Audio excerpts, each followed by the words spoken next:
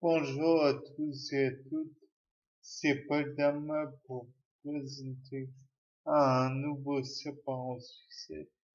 Et aujourd'hui, je me suis posé la petite question, mais qu'est-ce que l'hibernation? Je sais que l'hibernation consiste à baisser la température du corps, que ça fait un mode ralenti. Donc, cela dure, je pense, entre quelques jours, quelques semaines, peut-être quelques mois, je ne sais pas. Toujours est-il que ce mode de vie me pose des questions. D'après ce que je comprends, c'est un mode de vie donc qui est extrêmement ralenti, comme je l'ai dit. Et j'imagine que durant cette période où où l'individu ne fait rien en extérieur, du moins, enfin, le corps en lui-même n'agit pas énormément. J'imagine qu'à l'intérieur, il se passe un tas de réparations des muscles et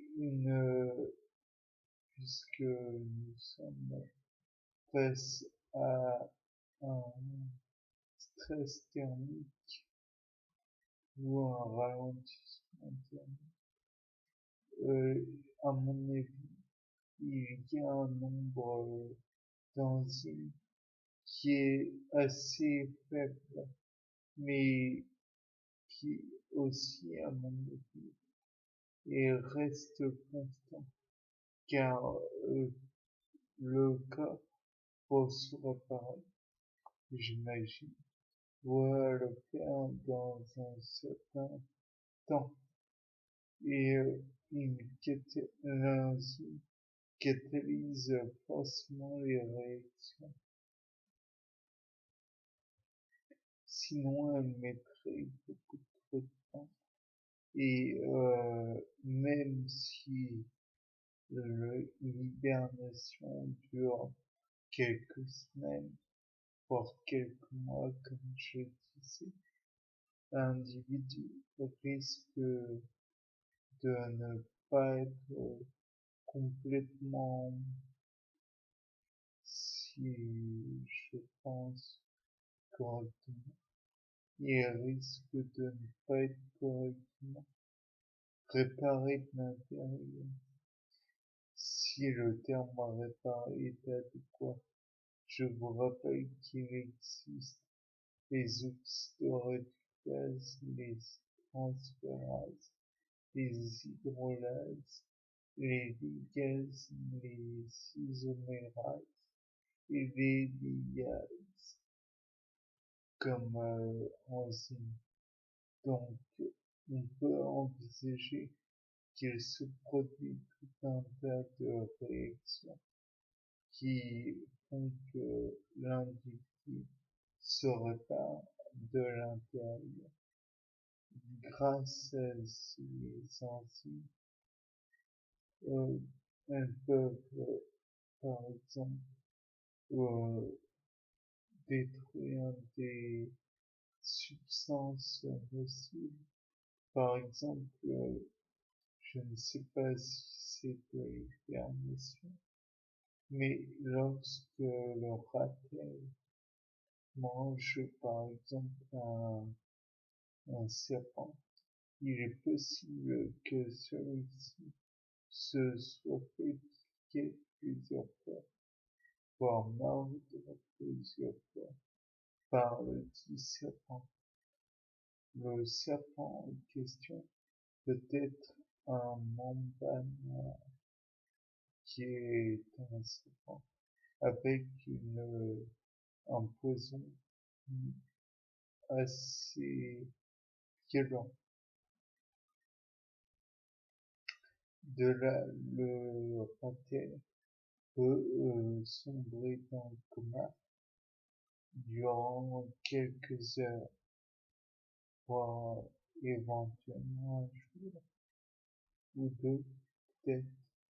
Peut-être est-ce une tactique pour le rater de se détoxifier le corps, et donc on pourrait peut-être considérer cela comme une hibernation. Peut-être que en, en mettant son corps au ralenti, le ratel va se purger des divers toxines composant le venin. Peut-être va-t-il engendrer des hydrolyses de la substance en permettant par la suite de purger ce poison. Nous avons déjà vu que l'alcool pouvait être pris en charge par l'alcool déshydrogénase, puis il était consommé de telle façon à devenir de l'acide acétique, cela en passant par le foie ou les reins, je crois.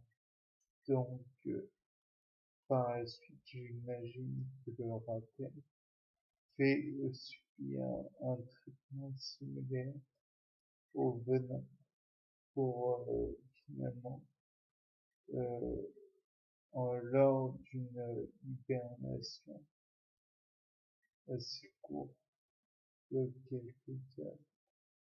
Et donc, par la suite, il peut consommer le serpent cela en ayant détoxifié son corps. Voilà. Enfin, je vous ai dit que je pense que l'hibernation, bien que difficilement envisageable, est un état hypothermique, ou du moins peut être engendré par un état hypothermique. Il faudrait éventuellement voir sur un moment qui est moins violent, moins dur que le pâté, s'il est possible de voir son état de réparation, étant donné que le raté, je crois, est un mystérité. On pourrait essayer de voir chez d'autres parents du raté comme des souhaits. J'imagine que celles-ci peuvent, comment dire, être dans un état second aussi pour réparer les éventuels dommages qui a été causé à leur organisme. Bien, c'était pas le dernier pour un nouveau séquence. Au revoir.